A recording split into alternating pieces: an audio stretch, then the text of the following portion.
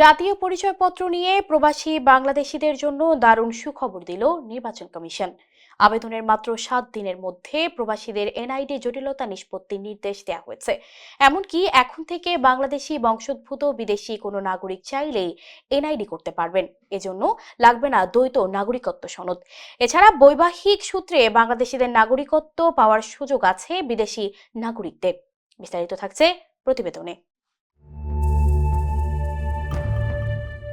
প্রবাসে আছেন কিন্তু জাতীয় পরিচয়পত্র নিয়ে জটিলতায় পড়েননি এমন মানুষ খুঁজে পাওয়া যায়। কারণ জাতীয় পরিচয়পত্র ছাড়া কোনো কিছুই সহজে ঠিকঠাকভাবে করা সম্ভব হয় না। এবার প্রবাসীদের সেই সংকটের অবসান হতে চলেছে। প্রবাসীরা এনআইডির জন্য আবেদন করলে তা মাত্র 7 দিনের মধ্যে নিষ্পত্তির নির্দেশ দেওয়া হয়েছে। সম্প্রতি এনআইডির সহকারী পরিচালক মোহাম্মদ সরওয়ার হোসেন স্বাক্ষরিত এক পরিপত্রে এই নির্দেশনা দেয়া হয়।